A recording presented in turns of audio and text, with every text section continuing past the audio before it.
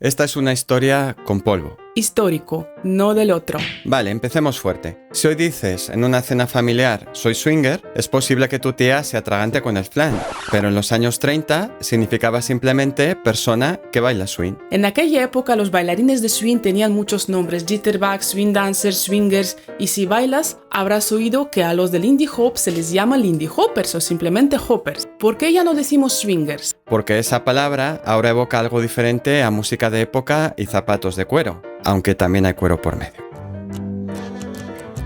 En los años 30, en pleno Harlem, swinger era simplemente la persona que baila swing. Nada de códigos secretos ni símbolos con forma de piña. Solo gente bailando en el Subway Ballroom. Pero alrededor de esa misma era surgió otro término, hopper. Y tiene sentido porque si bailas Lindy Hop, la forma adjetivada sería Lindy Hopper o más brevemente Hopper. De allí que ya en los años 30 se hablara de Lindy Hoppers y que el grupo más mítico de la historia se llamara Whitey's Lindy Hoppers. Ahora bien, como hemos explicado en otros vídeos, ese hop, que en inglés significa saltar, no implica que debas rebotar como un canguro. No vemos a ningún bailarín clásico bailando con saltitos.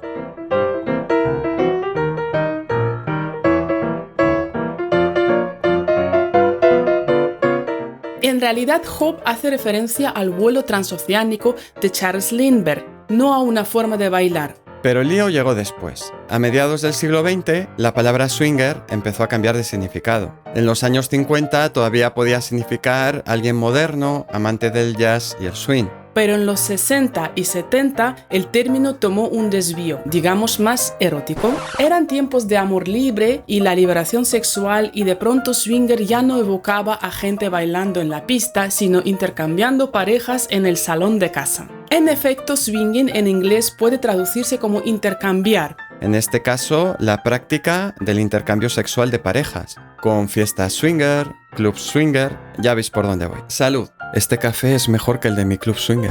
Revistas, periódicos y diccionarios comenzaron a recoger este nuevo sentido hasta convertirlo en el significado dominante. Y claro, imagínate la escena. ¿Qué haces los viernes? Soy swinger. No, que bailo Lindy Hop. Ah, ya, claro, eso dicen todos. O explícale a tu abuela que te has hecho swinger por culpa del baile. Este cambio semántico tuvo consecuencias para la comunidad del Lindy Hop. Con el renacer del swing en los 80 y 90 se abandonó swinger para evitar infartos a las suegras, y Lindy Hopper, o simplemente Hopper, se convirtió en el estándar. Fue un distanciamiento deliberado para separar la comunidad de equívocos embarazosos. Así se reafirmaron términos históricos como Lindy Hopper, Hopper o incluso jitterbug, aunque este último abarca a cualquier bailarín de swing, ya sea Lindy, Boogie Boogie, Balboa. Hoy decir soy hopper no es solo decir que bailas Lindy Hop, es declarar que formas parte de una tradición que nació en la cultura afroamericana, que respeta sus raíces y que prefieres que te asocien con Frankie Manning que con un local lleno de suecos en Benidorm.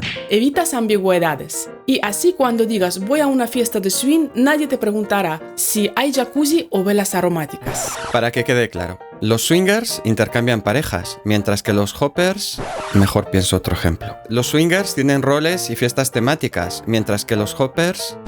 Esto no funciona. Vale, ya sé. Los hoppers cambiamos de pareja durante toda la noche. Creo que no lo he arreglado. En fin, fuera de bromas, el abandono de la palabra swinger y la supervivencia de hopper no es solo un cambio lingüístico, refleja las transformaciones sociales, culturales y morales a lo largo del siglo XX. Espero que este vídeo te haya resultado interesante y que haya despertado tu interés por el mundo swinger. Perdón, por el mundo del swing. Si te ha gustado el vídeo, suscríbete, déjanos tu like y tu comentario. Si quieres ayudarnos un poquito más, hazte miembro del canal. Un abrazo con mucho swing, en el sentido que quieras.